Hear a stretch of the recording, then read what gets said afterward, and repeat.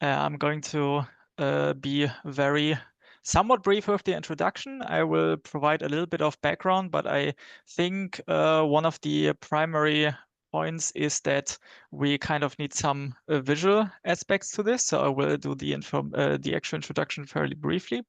So the project and the article that I think this talk is also primarily in relation to is an article in Plant Phenomics. And the projects, particularly the VRoot project, all of the implementation on the virtual reality root system annotation is a collaborative project between many different partners. There were also many more people involved than are actually on the list here in one way or another. But the core team is basically from the University of Trier, the University of Iceland, and the Jülich Research Centre. And particularly in this case, it is also, I think, one of the nicer application cases for virtual reality, particularly in science, since I know from the field of virtual reality itself that sometimes there are a little bit of questions of like, does virtual reality actually provide benefit in these cases, particularly when the actual the basis of the data is either much higher in dimensionality or just a little bit lower in dimensionality. But I think from this perspective, the actual implementation and the development of VRoot and also its evaluation lend themselves actually quite well to virtual reality methods. I'm going to first show what it looks like. And I think in this case, this is primarily, I will show two videos. This is mostly me annotating a root system, and then I'm going to briefly show my colleague annotating a root system. This is essentially the video. If you can't see it very well over Zoom, this is also in the accompanying video that I produced for the article. And basically, the goal of this application is to provide a fairly fine granular method of extracting root system architectures. There are a lot of reasons for that. I will go into some of the reasons now, but specifically speaking, with all the basics out of the way, is that we have a visualization front end. It produces a fairly simplified isosurface visualization of a magnetic resonance imaging data set. And this data set can be a little bit adapted. You can like play around with the isosurface scale a little bit. There are also certain editing tools. The interaction itself is mostly focused around these nodes and the selection of the nodes and how the user interacts with these nodes to produce essentially the structure. The structure itself is you will probably also see it with the next video. This is then now with the MetaQuest. So a different head-mounted display than you saw in the earlier one. The data itself, like the extraction, is essentially a direct visualization of the root system markup language, which is a somewhat standardized. There are a lot of file formats and different ways of describing root systems floating around. This particular format is specifically centered around modeling of the root system. And this is also where we are mostly focusing our work on. And this particular application case of the modeling also has certain consequences. And most of these consequences are implemented in this application. And how we are implemented this application and how this actual extraction process comes to be is somewhat of a longer story, but to shorten it into an actual tangible thing, we have developed VRoot primarily with the workflow of we have a root system, we do the pre-processing on the root system. Ideally, we do an automated pre-extraction on the root system. And then for whatever processing steps we need to do after the automatic extraction has taken place, we can use VRoot to do some fine-tuning. It's essentially the grand initial idea of this application. Due to there are certain aspects, certain data sets, certain peculiarities that sometimes make it necessary to fully manually trace a root system, and it does happen also in certain cases where this is done. It's also still regularly done, particularly for these modeling use cases. But this is essentially the big idea, so to speak. And I will now take a little bit of a step back, primarily to once talk about myself a little bit, primarily to showcase a little bit what my relationship to virtual reality primarily is. Because I have worked in virtual reality for a fairly long time before working on this specific project.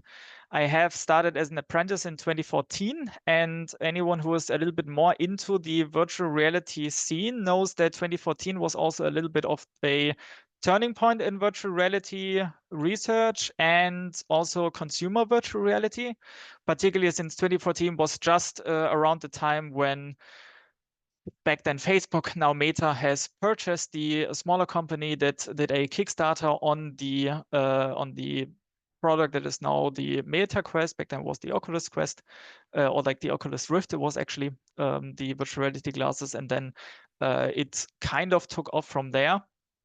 And you see a lot of different systems. They are very large virtual reality installations. There are still very large virtual reality installations at these institutes now, and there were also certain other systems. And you also actually see me at the bottom, and I will go talk to you about one of those pictures a little bit more. But we are going to be looking essentially at root system annotation, and I will also go into detail on exactly what specifically we are going to be talking about in that area. But this specifically is me in 2020 around. I don't exactly know when I took this picture. Annotating root system with a different but still virtual reality application. This is the InFlip 150 system we had in Aachen and Jülich. We actually had quite a lot of these. We used them for public facing demos and also certain other things. But this specifically is a root tracing application that was in use from 2005 to 2020 around. In 2020, essentially the last person was started at the job and like went through the training of root system annotation on this system. It was a linear polarization system, and you had to wear glasses with markers essentially to interact with it. This is primarily to show that the actual application that I'm talking about isn't the origin of tracing roots in virtual reality, because the group, the root and soil modeling group of Andreas Schnepp at the Institute of Bio and Geosciences 3 of the Jülich Research Center had a long-standing demand of annotating their MRI scans with explicit root structures. And mostly for the subsequent modeling, the essentially an in silico replication of the experiment. Also, since MRI is fairly non-destructive, like the plant will still live, there are other methods, even some other 3D methods, where that's slightly to significantly impact the plant, but MRI scans are specifically also one aspect where you can do repeated measurements, you can do automated measurements, but this is one of the original applications that was used to trace roots. And the reason why they were also quite focused on manual tracing, even when I essentially started with my project, is the fact that the general spiel around plant science is fairly simple, because it's mostly about climate change, the variety of the crops, the variety of the plants, biodiversity, and also just specifically trying to understand more about plants when we move them to more extreme conditions or different conditions, or want to find out exactly how much nutrients we need to give them. There are a lot of these individual aspects that essentially all for my immediate research environment all went into the question on we would like to model the plants to just know more about the processes and also know a little bit more about the experiments, because you can measure certain things, but you can't measure everything. So the plant modeling in general is a functional structural plant model. And most of my work actually somewhat touched on the interaction with this functional structural plant model that is called cPlantBox and experiments, its relation to the data that is being acquired, but also its relation to certain other aspects like machine learning, for example. And cPlantBox is essentially the structural part of this is essentially we have a description of how the plant grows and it produces a structure. And the structure can be used to simulate processes, functions, water uptake, and other things. And regarding the root system specifically, why it is so important to actually understand how the root system behaves and how the root system is structured is that the root system itself is already both quite important for the plant, but also contributes quite significantly to the plant. And there are also not a whole lot of ways to very easily access the root system. There are different installations, different methods to do it. You can grow it in these nutrient gels, which are somewhat semi-translucent, which kind of help a little bit with seeing the actual root system, but that of course removes a layer of realism from the experiment. You can grow them in tubes, which we use for the MRIs, for example. Also removes a layer of realism from the experiments, because in the fields you of course don't really grow them in this constrained soil columns. But ultimately, the goal is to understand how essentially the root system behaves and how it interacts with the plant and how it interacts with the soil. And for that, there's a lot of research on this topic, particularly how the root system influences the plant and how its structure influences the plant. And most population models, like if you zoom out into the field and look at more plants, most population models will have some kind of heuristic, some simplification on this, but all of these easier knowledges all also stem from the specific knowledge on root systems. So the scan of root system is, and this slide is not even that important in detail, but I want to stress something very specific, is that there was already an application to trace roots in virtual reality. It wasn't fun to use necessarily, but this is also not a task that is ever going to be fun. The ideal world is that you get a perfect 3D root system from a data set automatically. That is the ideal world. And that is also, I think, for most of the plant science researchers and for most of the plant modelers is probably still the goal in a way. Because all of the MRI scans, there are large facilities that automate the scanning of these MRIs. They get put onto little robots. The robots drive them into the MRI scanner, and the soil column gets automatically scanned. There are facilities for this. However, there are still cases in which this automatic extraction, because it is a volume data set and you extract a 3D structure from it, and it's a sparse structure, so like it's a graph that is somewhat positioned in space. You extract it from it and doesn't always work. And since the plant modelers kind of needed to work quite exactly, we have developed this method of extracting the root system with virtual reality. And I will actually once step into a little bit of something else to just show raw data. Because the primary point here is that there are different methods that you can do to make the MRI scan a little bit easier. Most of this demagnetizing the soil is kind of a given because you don't want magnets in a magnetic resonance scanner. But oftentimes one of these methods to make it a little bit easier to scan is also to completely dry out the soil. And that works, and it helps you assess the root system architecture.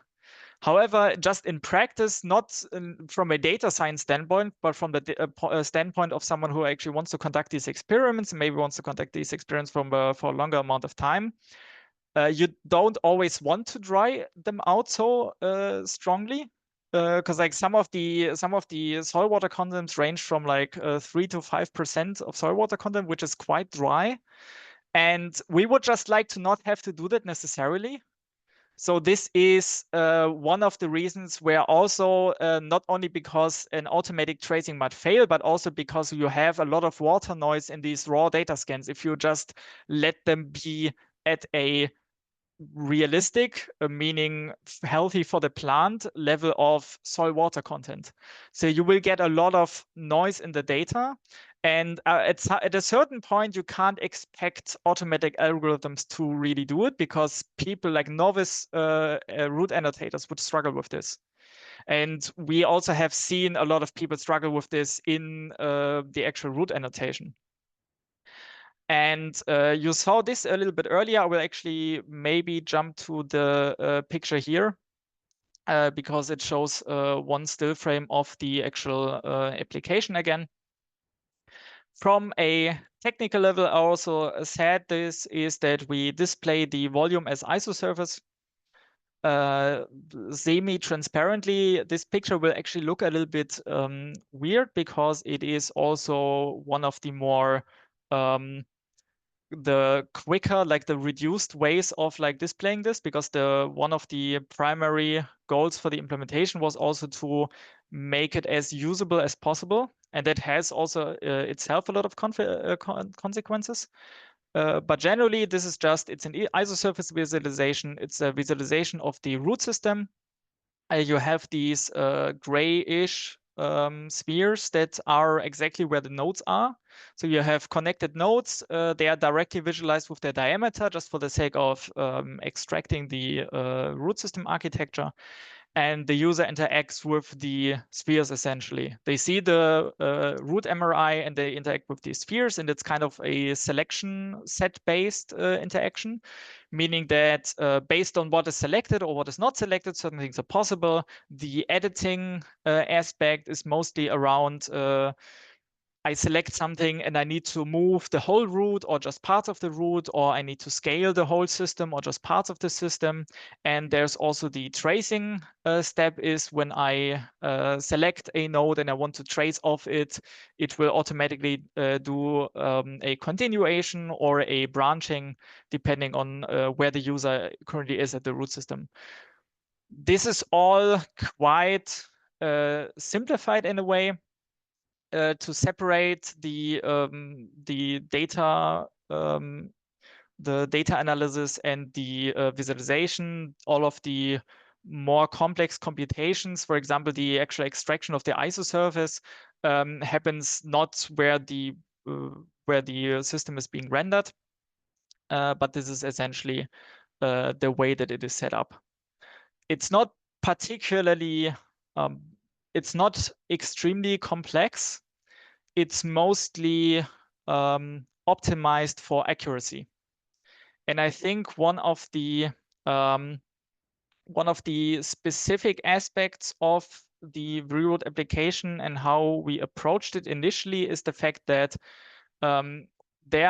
we have power users, and we have a kind of a split user group between some power users and a lot of novices. Like every new student who comes in and needs to use the application, of course, they would like to avoid having to manually trace roots.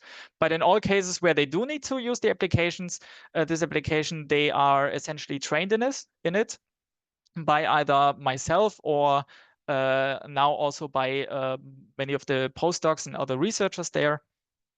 And the requirements and the wishes of the expert users are sometimes also directly in opposition to the requirements and the wishes of new users.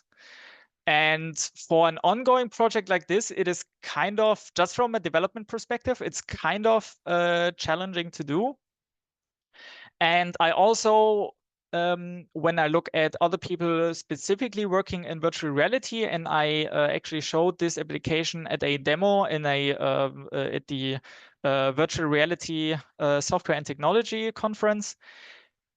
And a lot of the feedback from virtual reality users and developers, I would say, was also met with quite a bit of confusion, because there are a lot of things that I do differently, particularly for newer people. And this is, for example, that you might already also see in the beginning. The first thing that I don't allow, which is maybe also can be obvious for certain people, is let people fly around. Normally in virtual reality application, or many virtual reality applications that kind of have this extrinsic view, meaning you look into a virtual world, you normally have the ability to navigate. And in this case, it's just how you navigate in physical space. You don't have the option to do really anything else. And you also cannot just, the first thing I implemented was the ability to grab the root system and essentially move it around with the hand, which is as many degrees of freedom as the hand has degrees of freedom. And this was mostly met with a lot of skepticism, and having so many degrees of freedom for new users actually meant that users try to avoid using the functionality altogether. So this is, VRoot is a very reduced application in certain ways, meaning that it is optimized in part for new users, but also has a lot of the more difficult functionality that is a little bit harder to access and harder to work with, but that is also explicitly desired by more expert users, such as topological editing tools. Because one of the things that automatic tracing algorithms sometimes fail at is identifying what is the main root. Like, so for certain root systems, you don't even have a main root. For the purpose of modeling, cPlantBox kind of expects something to be labeled as main root. It's just a consequence of how it is implemented. But many root systems also have a main root. And I personally am also not particularly good at identifying it. When I initially implemented this application, I also had the kind of unfortunate problem that I often would mislabel the main root. And in this case also, this case specifically is a little bit more obvious, but I had very many instances where this didn't quite work out well. And this is also precisely the instance when it is very difficult to identify certain aspects of the root topology, and you need an expert for that. It is also very difficult to train an AI tool to do the same. That doesn't mean that we don't really want AI tools in the workflow. As I said in the beginning, this is also primarily aimed at a combined approach with, in the ideal case, you already have an annotation, you just correct it. But ultimately, this is also an application that is a highly manual application just out of necessity. But that doesn't mean that it shouldn't still be better than what you would normally have. Which brings me just to the where we'll briefly talk about how this is actually being evaluated before I will go into the discussion part of this meeting. The evaluation of something that is a method, like an algorithm, can be evaluated on data, and an algorithm has an expected outcome, for example. However, if you have humans in the loop, essentially, the difference in the level of accuracy and difference in how the annotation actually go ultimately depend on differences between people. And initially, we wanted to evaluate it with the other VR system, but the other VR system was already so old that it was almost unusable. The 3D element of it, like the linear polarization, the polarization filters were already old, and you wouldn't be able to get replacements for them anymore.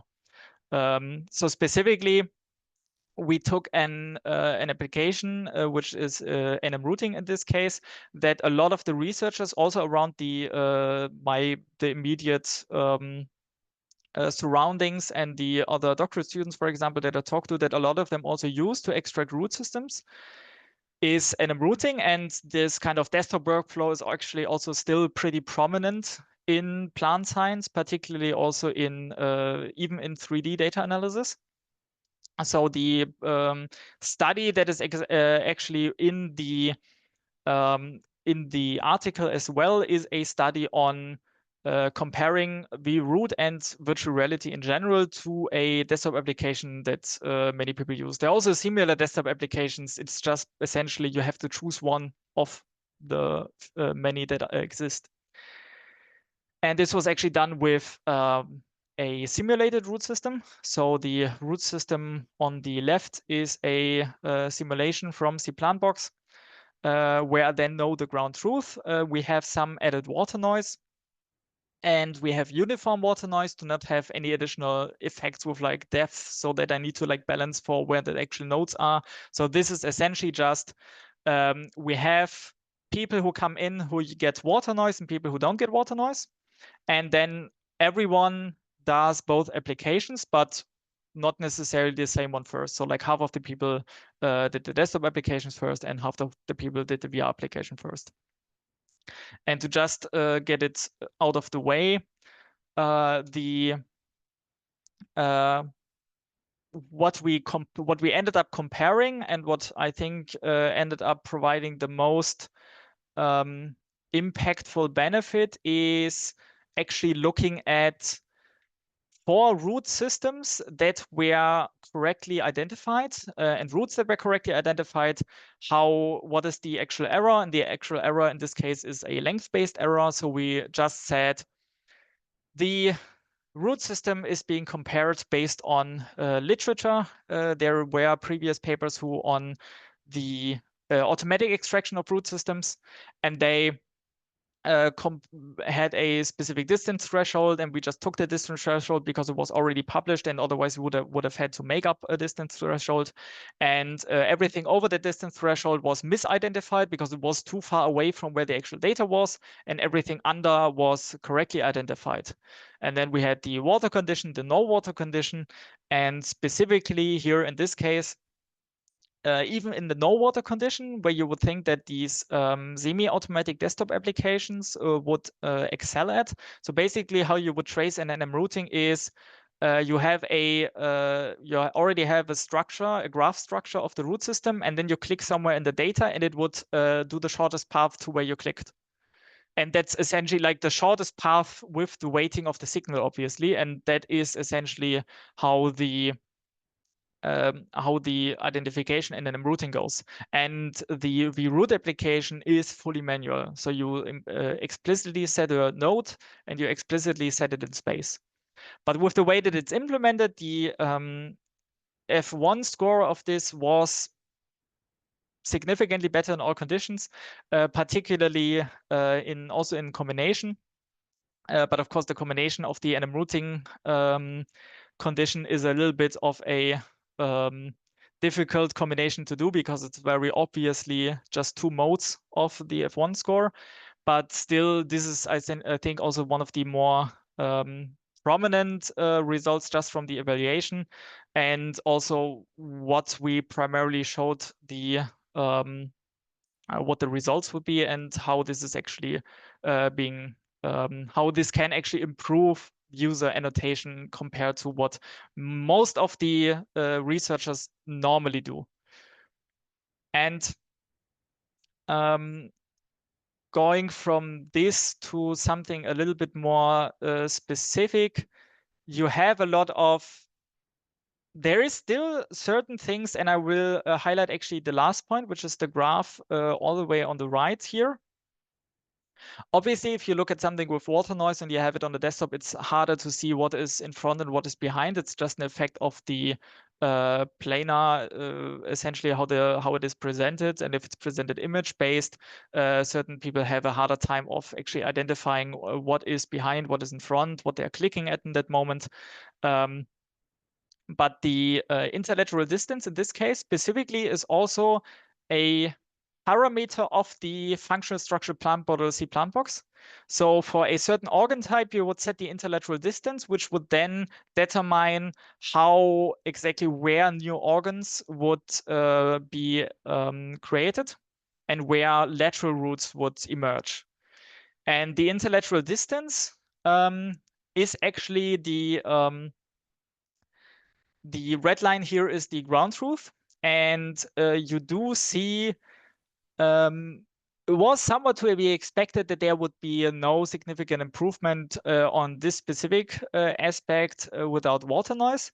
But what you do see is that both in virtual reality and in the desktop application, people actually overestimated the lateral distance.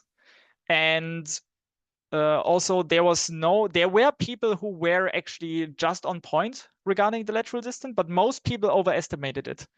Was slightly more in routing than in VRoot. However, this is a kind of systematic overestimation of a parameter that is later used for modeling, which can introduce certain issues. Of course, the actual modeling part will be also evaluated using more measurements, different measurements that you can also then relay back to the actual experiment, for example, root water uptake.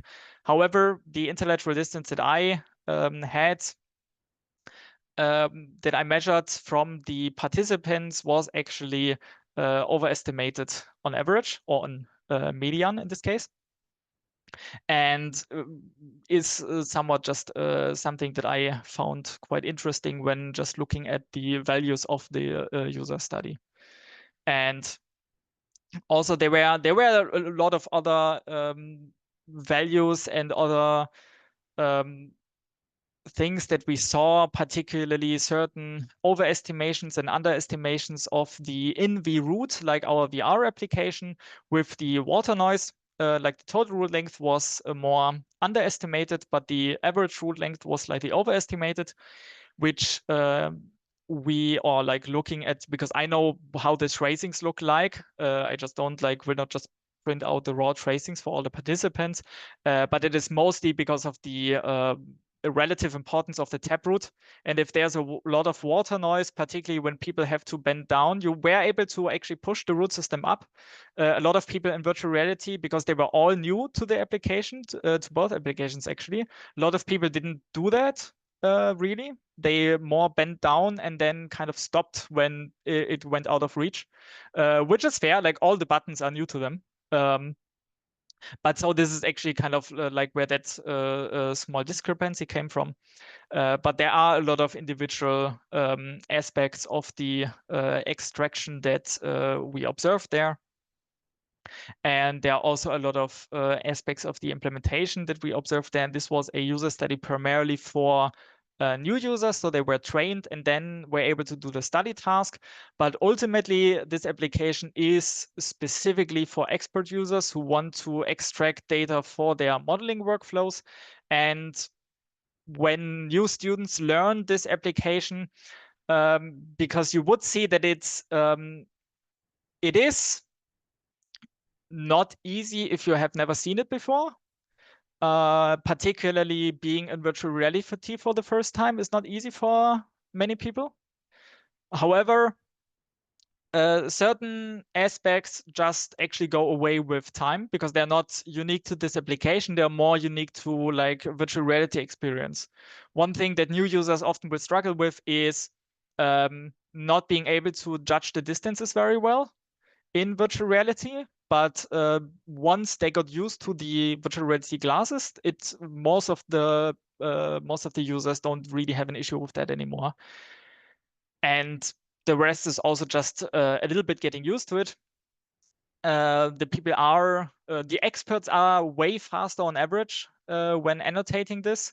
I think compared to the desktop application, people start a little bit slower and then they become way faster than users of a desktop application, primarily because once you have kind of the the tricks of the interaction, the tricks of how you would like to work with it.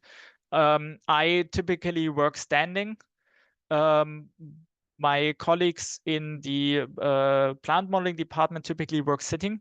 In the end, it doesn't matter. You can do both, but everyone kind of does it in a very specific way, also in a very unique way. I don't do it long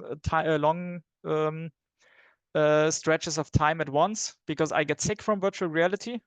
The postdoc at the Plant Modeling Institute, Tobias Selzner, doesn't get sick from virtual reality. He does it for 8 hours at a time, with lunch break in between, but essentially like 2 sessions of 4 hours. I couldn't do that. I'm more of a like maybe an hour and a half a day, and then it's it for me essentially. But that is, I think, the roundabout version of what this application is, how it comes to be, and what I will in the end note is that it is open source. We are kind of working on making it a little bit more accessible.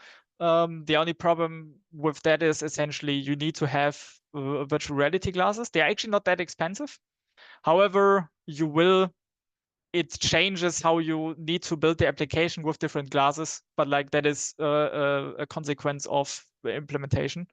But we have configured it for these ones. They are a little bit older. It's the HTC Vive Pro and the MetaQuest, and it also runs on a relatively old computer because I think we bought the computer in like 2020. If you would buy a new machine now, it would be way faster, but this is essentially the state of it, and it's mostly optimized to run very smoothly, so that it's a little bit more accessible in that way.